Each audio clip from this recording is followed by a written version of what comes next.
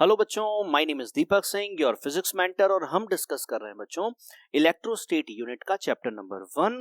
Chapter number 1 is the electric charges and fields. Okay बच्चों, हमने last Coulomb's law तक discuss कर लिया है।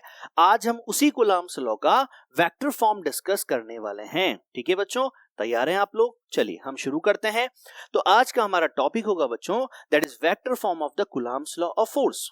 ओके, आप लोगों ने ये सीखा है बच्चों कि कूलम्ब्स लॉ के अकॉर्डिंग ये बताया गया है कि अगर हमारे पास दो चार्जेस होते हैं that is Q1 and Q2, तो दोनों के बीच में एक फोर्स लगता है माय डियर। वो फोर्स अट्रैक्शन का भी हो सकता है और रिपल्शन का भी हो सकता है। ठीक है, अगर सेम चार्जेस होंगे तो रिपल्शन होगा, अपोजिट चार्जेस होंगे तो अट्रैक्शन होगा। ओके बच्चों, अगर उनके बीच का सेपरेशन स्मॉल r है तो हमारे पास the formula of the force between the two charges is what, that is F equals to K Q1 Q2 by R square.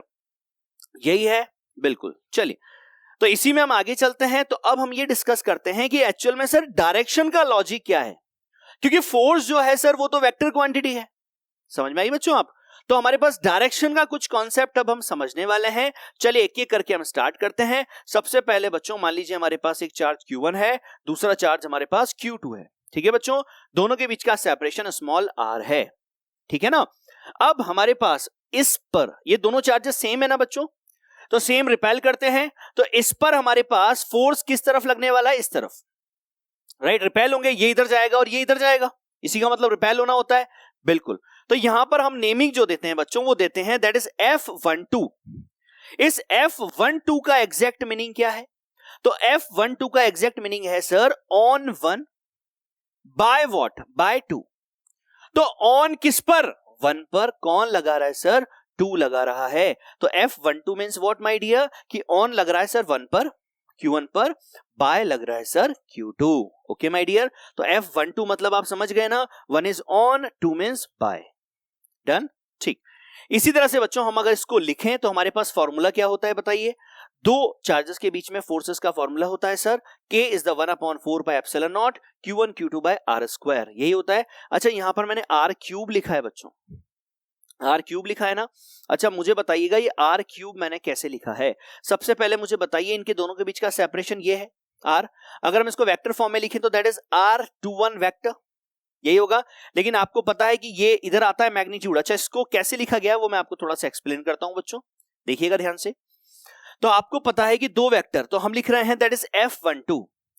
तो F12 इक्वल्स टू हमने लिखा sir K Q1 Q2 upon this my dear that is 1/4 pi epsilon not K हो चुका है। बिल्कुल। यहां पर हमारे पास आएगा बच्चों दैट इज R21 मॉड का स्क्वायर, और यहां पर आएगा R21 कैप। बच्चों ये कैप क्या है? R21 कैप मतलब है बच्चों दैट इज यूनिट वेक्टर, जो हमें डायरेक्शन बता रहा है कि सर जो फोर्स की डायरेक्शन है ना दैट इज 2 to 1 है। सो हमने यहां लिखा है क्या? R21। R21 का वेक्टर का मॉड का मतलब क्या है? बेसिकली इन दोनों का बीच का डिस्टेंस। मॉड लगा दिया मतलब हम मैग्नीट्यूड निकाल रहे हैं, दोनों के बीच का डिस्टेंस R है और R का क्या हो रहा है? स्क्वायर। यहां पर R21 कैप किसके लिए? डायरेक्शन के लिए। अब आप मुझे बताइए कि R21 cap, cap equals to क्या होता है? क्या cap equals to vector upon mod होता है? तो R21 वेक्टर अपॉन R21 का मॉड मतलब मैग्नीट्यूड। ठीक है, तो आप मुझे बताइए अगर मैं इसको ऐसे लिखता हूं तो बच्चों क्या मिलेगा? Sir K Q1 Q2 upon R21, और सर स्क्वायर है। और एक और जब आप इसको वेक्टर फॉर्म में लिखेंगे सर तो एक और आपको मिलेगा, तो ये Q मिल चुका है दैट इज R21 वेक्टर। ठीक है बच्चों, तो हमारे पास, और ये R21 बेसिकली है क्या? दोनों के बीच का डिस्प्लेसमेंट, दोनों के बीच का डिस्प्लेसमेंट ही तो है R। तो हमने इस R21 को क्या बोला? मैग्नीट्यूड को R, तो R क्यूब, और यहां पर क्या लिख दिया? R21। इस तरह से यहां पर ये क्यूब आया है। समझ गए बच्चों? ठीक है, तो ये क्यों लिखा गया, कैसे लिखा गया, मैंने आपको पूरा एक्सप्लेन कर दिया। ठीक है बच्चों, राइट। यहां पर अगर हम इसको किसकी फॉर्म में लिखते? यूनिट वेक्टर कैप की फॉर्म में लिखते तो फिर यहां पर स्क्वायर होता। ठीक है ना, परेशान नहीं होना। चलिए, तो हमारे पास हमने निकाला सर, कैलकुलेट किया है कि सर F12 कितना होगा। ठीक है, इसी तरह से बच्चों हम F21 की बात कर लें। बताइए F21 कितना होगा? तो सर सेम एग्जैक्ट इसी तरह से लिखा जाएगा। F21 इक्वल्स टू होगा sir 1/4 by epsilon not that is K Q1 Q2 by R cube, और यहां पर आ जाएगा sir that is what, that is R12 vector, क्योंकि एक R मैग्नीट्यूड इधर आ चुका है दैट इज R क्यूब हो गया। ठीक है बच्चों, तो लिख सकते हैं ना, कोई परेशानी तो नहीं? बिल्कुल ठीक है। चलिए हम थोड़ा सा और आगे बढ़ते हैं। तो हमारे पास हमने देखा कि सर हम F12 और F21 को कैसे लिख सकते हैं, ठीक है। चलिए यहां से आप मुझे बताइए बच्चों कि R21 की डायरेक्शन अगर ये है तो R12 की डायरेक्शन ये है क्या, राइट? मतलब दोनों की डायरेक्शन अपोजिट है क्या, मैं आपसे ये जानना चाह रहा हूं। बिल्कुल ना, दोनों की डायरेक्शन अपोजिट है सर। और दोनों की डायरेक्शन अगर अपोजिट है बच्चों तो क्या मैं लिख सकता हूं R12 vector equals to minus R21 vector, लिख सकता हूं। डायरेक्शन अगर अपोजिट है तो सर तो डेफिनेटली आप उसको ऐसा लिख सकते हैं। और अगर बच्चों मैं क्या करूं कि हमारे पास इक्वेशन नंबर 1 जो हमने लिखी थी that is F21 equals to 1/4 pi epsilon Q1 Q2 upon R square, that is R12 था ना, यहां पर क्या था R12। अगर मैं इस R12 की जगह क्या लिख दूं माइनस R21 तो ये ऐसा बनेगा क्या, माइनस R21 बनेगा। आप पहले वाली इक्वेशन को देखिए, चलिए मैं पहले वाली इक्वेशन आपको दिखा देता हूं। पहले वाली इक्वेशन में देखिए, पहले वाली इक्वेशन में क्या था बच्चों, F12 इक्वल्स टू क्या है, दैट इज यहां पर 21 है। और जब यहां 21 है तो यहां पर क्या है, यहां पर क्या है बताइए, यहां पर 12 है सर, ठीक है। तो मैं क्या करने वाला हूं, मैं 12 की जगह क्या रखने वाला हूं, माइनस R21 रखने वाला हूं, ठीक है।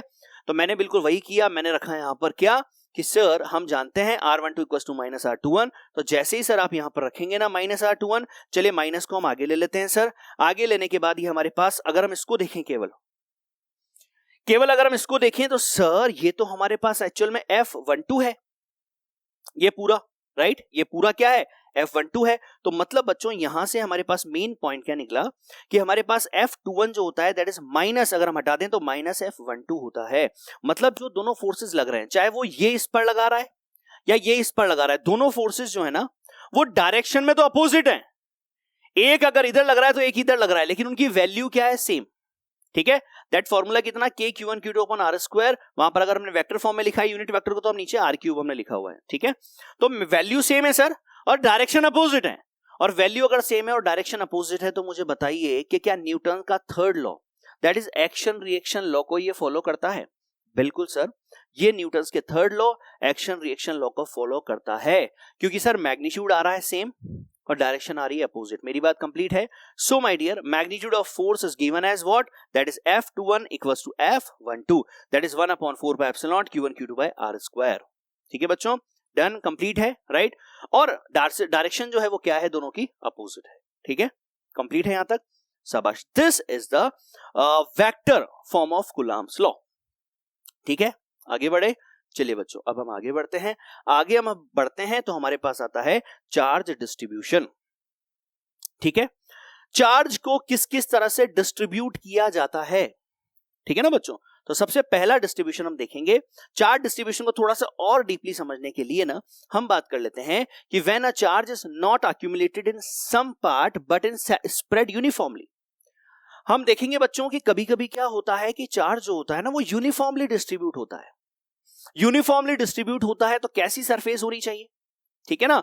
उसके अलावा बच्चों मोर charge is accumulated at the curve and the sharp points, ठीक है। अगर बच्चों हमारे पास एक शेप, एक फिक्स शेप नहीं है, ठीक है ना, एक सिमेट्री शेप नहीं है, तो चार्ज जो है उसका अक्यूमुलेशन जो होता है ना वो शार्प पॉइंट्स पर ज्यादा होता है। चलिए इसको हम कुछ डायग्राम से समझने की कोशिश करते हैं। तो हमारे पास सबसे पहले यूनिफॉर्म की अगर हम बात करें तो यूनिफॉर्म बॉडीज के लिए देखिए बच्चों, यूनिफॉर्म बॉडीज के लिए हमारे पास चार्ज का जो अक्यूमुलेशन है बिल्कुल देखिए सिमेट्री है, राइट। हर जगह पर चार्ज की डेंसिटी, चार्ज का डिस्ट्रीब्यूशन बिल्कुल सेम है, ठीक है। इसी जगह पर अगर हम बात करें नॉन यूनिफॉर्म, जिसमें हम इसकी बात कर रहे हैं, तो अगर हमारे पास इस तरह की शेप है तो देखिए यहां पर जब कर्व शेप मिलता है ना हमें, तो कर्व शेप पर चार्ज का जो डिस्ट्रीब्यूशन है बच्चों वो ज्यादा होता है। तो चार्ज का डिस्ट्रीब्यूशन इंपॉर्टेंट क्यों है कि सर अगर सिमेट्री बॉडीज है, यूनिफॉर्म है, तो सर वहां पर क्या होगा, चार्ज का डिस्ट्रीब्यूशन जो होगा वो भी यूनिफॉर्म रहेगा सिमेट्री बॉडीज के लिए, ठीक है। लेकिन अगर बॉडीज नॉन यूनिफॉर्म है, ठीक है, तो वहां पर हमारे पास चार्ज का डिस्ट्रीब्यूशन भी क्या रहेगा, नॉन यूनिफॉर्म रहेगा। सर शार्प पॉइंट्स पर हमेशा चार्ज डेंसिटी ज्यादा होती है sir, charge per unit volume ज्यादा होता है, ठीक है ना बच्चों, डन। ये बात आप समझ गए। जिस तरह से हम अगर एजेस के अगर हम देखें तो वहां पर चार्जेस आपको ज्यादा दिखने वाले हैं, ठीक है। चलिए अब हम क्या बात कर रहे हैं बच्चों, अब हम चार्ज डेंसिटी की बात कर रहे हैं। एक्चुअल में चार्ज डेंसिटी होती क्या है देखिए। तो सबसे पहले it is a quantitative representation of the charge distribution, okay. सबसे पहले डेंसिटी बताइए मुझे, डेंसिटी क्या होता है, क्या density equals to mass upon volume होता है क्या, बिल्कुल आप लोगों को पता होगा, राइट ना। अब हम बात कर रहे हैं बच्चों, तो मास present in a volume is called the density, right.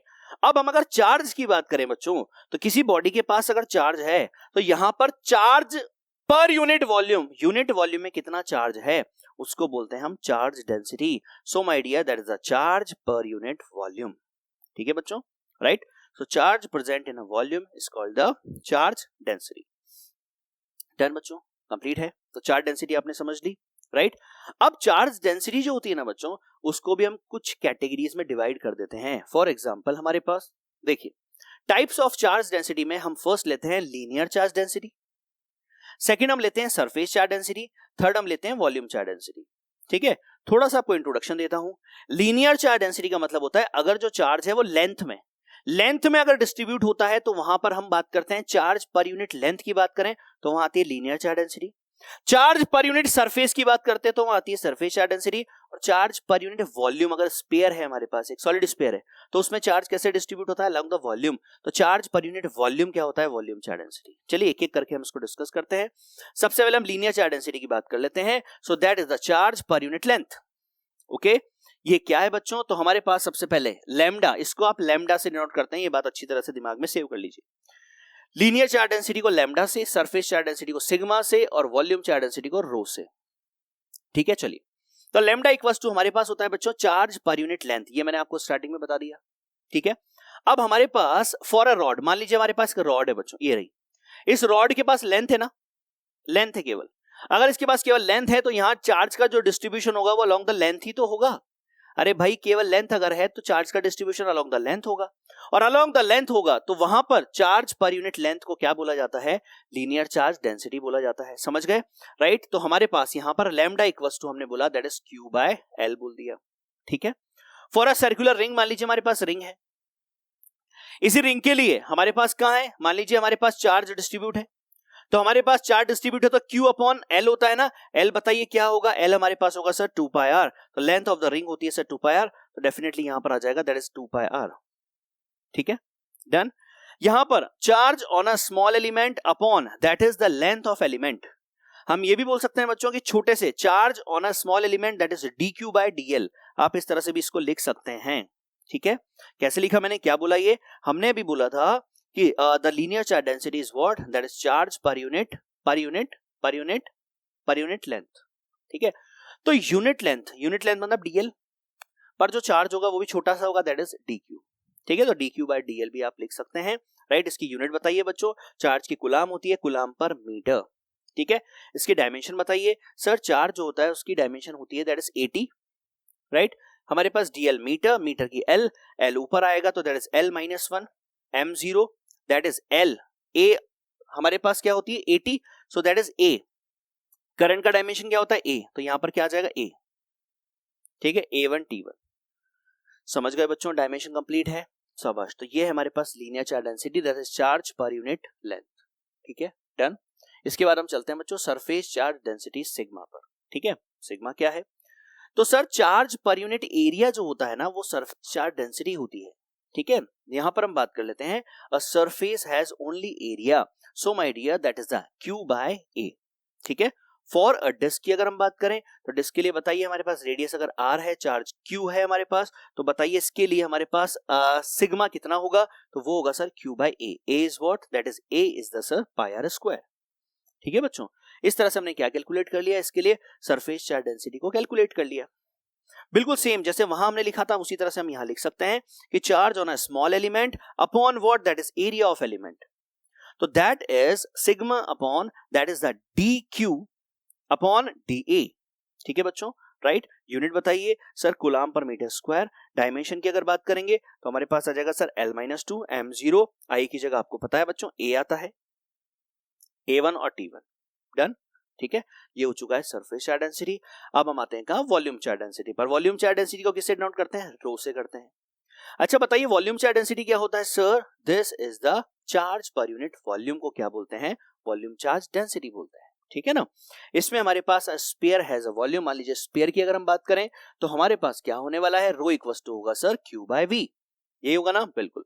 तो फॉर अ स्फीयर मान लीजिए हमारे पास चार्ज का डिस्ट्रीब्यूशन है कंप्लीट, तो हम क्या लिख सकते हैं सर, रेडियस अगर r है, चार्ज अगर q है सर, तो हमारे पास रो इक्वल्स टू हो जाएगा that is q by v. ठीक है, v आपके पास है 4/3 pi r cube. Done. This is what, this is rho, ठीक है, this is rho and this is called the volume charge density, ठीक है। सेम जैसे हमने पहले लिखा है वैसे हम अभी भी लिख सकते हैं कि सर हमारे पास रो इक्वल्स टू होगा that is dq by dv, यही होगा ना, बिल्कुल। इसका यूनिट बताइए, यूनिट होगा sir coulomb per metre cube, dimension हो जाएगा sir L3 that is m0 that is A1 sir and that is T1। Okay बच्चों, कंप्लीट, राइट। तो हमने बहुत अच्छी तरह से समझ लिया है कि सर चार्ज डेंसिटी क्या है, basically the charge per unit volume है, ठीक है। इसके अलावा डेंसिटीज जो है चार्ज की वो अलग अलग कैटेगरी में डिवाइड की गई है। एक लीनियर चार्ज डेंसिटी होती है lambda that is Q by L, surface charge density Q by A, volume charge density Q by V। Done, okay. So now हमने अभी देखा, अब हम इसको एक टेबल में कन्वर्ट कर लेते हैं। तो हमारे पास linear charge density that is lambda है, रो है और सिग्मा है और रो है। एग्जांपल रॉड की बात करें, हमारे पास lambda equals to Q by L होगा that is coulomb per metre होगा, that is L minus 1 m0 that is I की जगह A आ जाएगा, ठीक है। फॉर्मूला आपको पता है बच्चों। इसके बाद हमारे पास general formula lambda equals to dq by dl आप लिख सकते हैं, ठीक। इसके अलावा आपके पास डिस्क के लिए बात करें तो Q बाय A होगा, वही कूलम्ब पर मीटर स्क्वायर होगा, यहां पर वापस से A आ जाएगा that is A1, sigma equals to Q by A हो जाएगा that is sigma equals to dq by dA हो जाएगा, ठीक है। स्पेयर की बात करेंगे बच्चों, rho equals to Q by V होगा, कूलम्ब पर मीटर क्यूब होगा, दिस और यहां पर फाइनली हमारे पास मिल जाएगा दैट इज सर, अच्छा यहां पर आपको पता है ना बच्चों, वापस से I की जगह A हो जाएगा, ठीक है, dq बाय dV। डन। इस तरह से हमने क्या किया बच्चों, हमने तीनों चार्ज डेंसिटीज लीनियर, सरफेस और वॉल्यूम तीनों को डिस्कस कर लिया है। चलिए बच्चों अब हम कुछ क्वेश्चन करते हैं बेसिकली। तो हमारे पास surface charge density is denoted by, बताइए आप मुझे, सरफेस चार्ज डेंसिटी को किससे डिनोट करते हैं? सरफेस चार्ज डेंसिटी को सर सिग्मा से डिनोट करते हैं, ठीक है। चलिए सेकंड क्वेश्चन पर चलते हैं। सेकंड क्वेश्चन क्या है, the unit of linear charge density is, तो unit of linear charge density क्या होगा, तो sir that is coulomb per metre, क्योंकि that is sir lambda, lambda equals to Q by L, Q by L means what, that is Q is the charge, तो that is coulomb per metre, okay. Next क्या है, next हमारे पास है the dimension of the volume charge density R, ठीक है, volume charge density का dimension, so that is L minus 1 that is m0 this not, अच्छा वॉल्यूम की बात हो रही है ना, वॉल्यूम मतलब क्या होता है, charge per unit volume, volume का होता है मीटर क्यूब, मीटर क्यूब मतलब L3, तो L3 ऊपर आएगा तो L माइनस 3, चलिए तो कौन सा हुआ हमारे पास, दिस ऑप्शन नंबर 4, ठीक है बच्चों, कंप्लीट है, अच्छी तरह से सारी बात आपको समझ में आ गई, ठीक है। तो आई होप ये लेक्चर आपको कंप्लीट है, ठीक है। चलिए वापस से मिलते हैं नेक्स्ट वीडियो में, ओके माय डियर।